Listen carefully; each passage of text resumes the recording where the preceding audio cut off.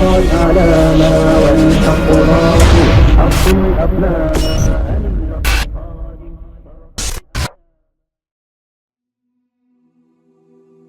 Ka një hadith, wallahi kët hadith, mi thon hadith trishtues është pak.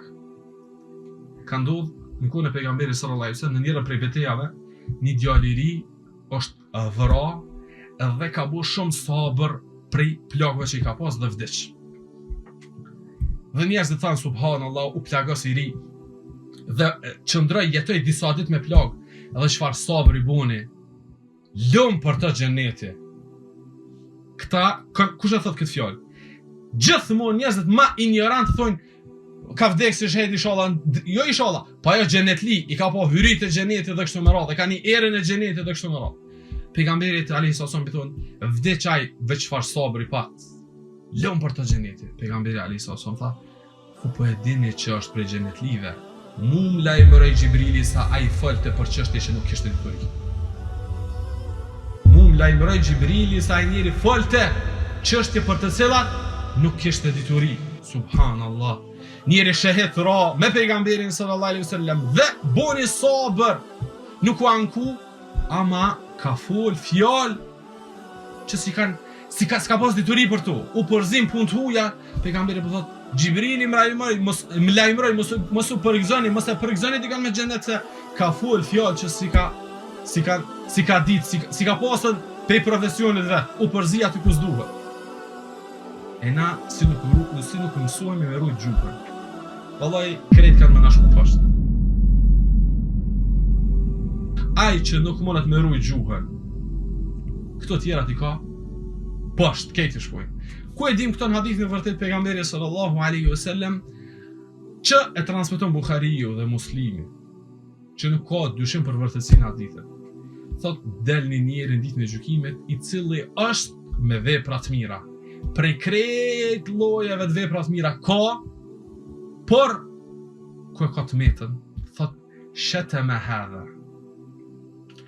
E ka shojt filanin. E ka akuzu filanin. E ka ofendu filanin, e ka mallku filanin. Dhe krejt ata filanat i marrin sevapet e këtij. A e marrin namazin, a e marrin agjërimin, a e marrin gjihadin, a e marrin sadakën, a e marrin leximin e Kuranit dhe hatmën, namazin e natës. Dhe ky njeri çfarë thotë pejgamberi sallallahu alaihi wasallam? Thotë dhe ky nuk ka mu sevape, ju harxhon sevapet, ama ka hala njerëz që si filana që i ka shojt. Thotë ta presin ran, Allah thotë nuk ka që ka ju jep, atëherë ja u merë Allahu mëkatet e këtëre ja gjun ati. Thot pastaj kur i gjuhen mëkatet e këtëve, mirët dhe gjuhet në zjarë. Kreti ka boveq që ta nuk ka dit me nalë.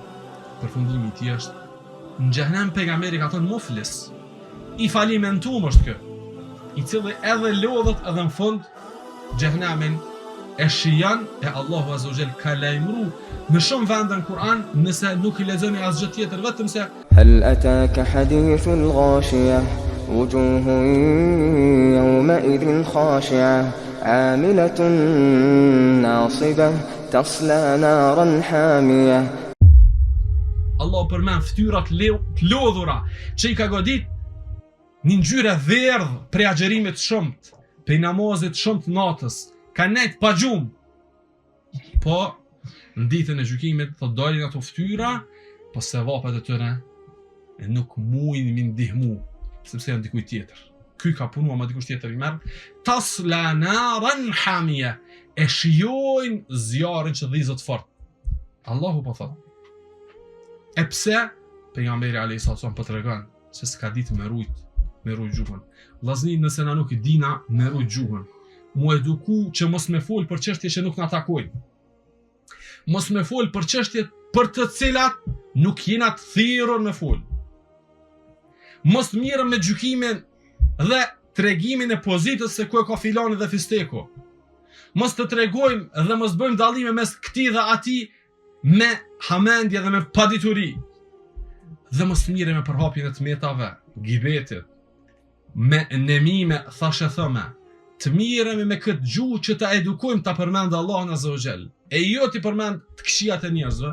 Nëse na çito nuk e bojmë, atëherë krejt ky mundi jon ka më shku poshtë.